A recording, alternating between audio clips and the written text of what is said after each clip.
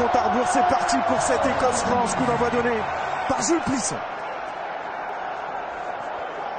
Ballon capté, non, par Richie Gray qui laisse échapper ce ballon.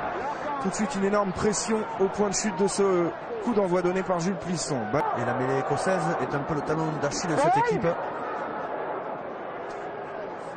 Un léger avantage de poids pour le pack écossais. Première mêlée écroulée. Permet pas de travailler ce domaine-là. Il s'entraîne avec Sexton et O'Gara au Racing. Maxime Machenaud passe les premiers points de ce match. 3-0, lui qui a une statistique. 6 sur 6 en équipe de France. Il est auteur d'un 100% de réussite depuis le début de sa carrière, pourvu que ça dure. C'est hors norme, hein. Tout à fait, il a passé. Attention. 6-0. Soit très présent, le seconde ligne écossais dans ce début de match. Ledlow, la chance. C'est pour l'avantage, c'est pour l'avantage. Il faut bien négocier ce ballon. Ouh là là là là là, que s'est-il passé? Yoann Huget a relâché cette balle. Est-ce que derrière Stuart Hogg a aplati? Lui, il en est convaincu. Nous, on va attendre le ralenti. Alors, il faut expliquer à nos amis téléspectateurs que c'était pour profiter de l'avantage en cours. Il ne s'est pas débarrassé du ballon de manière involontaire. Il a cherché. Il a mal parlé à la réception entre Dulin. C'est Hogg qui a tapé. C'est Hogg qui a tapé. C'est Chanel pour lui-même. Regardez, Dulin Huget se gêne. Derrière, on n'a pas le contrôle du ballon. Et c'est de Hogg.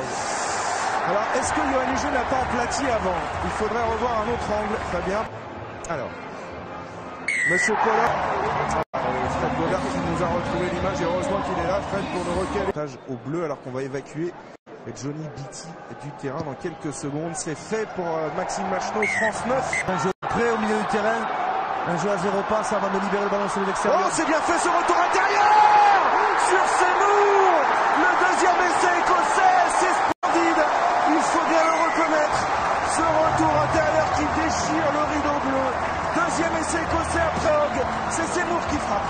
Au début du tournoi, Sean Maitland qui s'était gravement blessé en Irlande.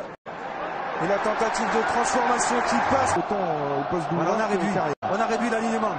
Westmack en début d'alignement. Voilà. Sur Maestri. Bon choix, belle annonce, on a réduit l'alignement, ça nous a permis d'avoir une conquête propre. Il faut essayer de travailler un petit ballon porté pour se donner un peu d'angle, notamment pour Jules Plisson. Attention, c'est arraché le ballon. Et on va récupérer près de notre ligne par les Écossais. Notre défense est loin maintenant, ils vont pouvoir attaquer. L'interception. Oui, Yoann Huget, il faut accélérer maintenant. Et un exploit personnel peut-être à venir qui va relancer les Bleus. Yoann Huget, troisième essai dans ce tournoi destination.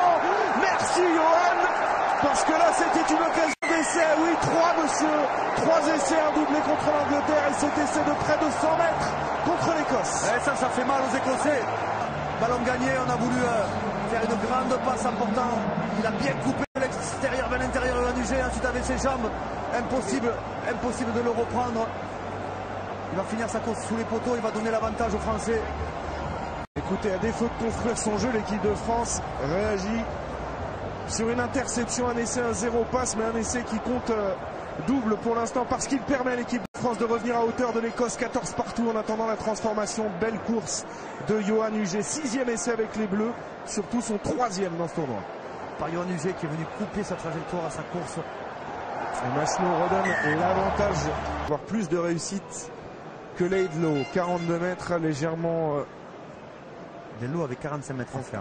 Ouais, mais lui il a un plus gros coup de pied, souvent moins précis. Mais là ça va passer. Duncan Ware qui permet à l'Écosse de reprendre les commandes de ce match. Ballon à son tour, c'est Guillaume Guirado qui s'y colle. Il y a du vent, Allez, tranquille Jean-Marc. Allez, prends le temps. Sur le coup de pied.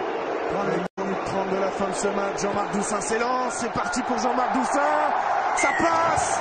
Et l'équipe de France qui reprend 2 points d'avance maintenant. 19 à 17 et il va falloir contrôler le renvoi. Doussin qui va taper en touche. Oh, elle est précieuse.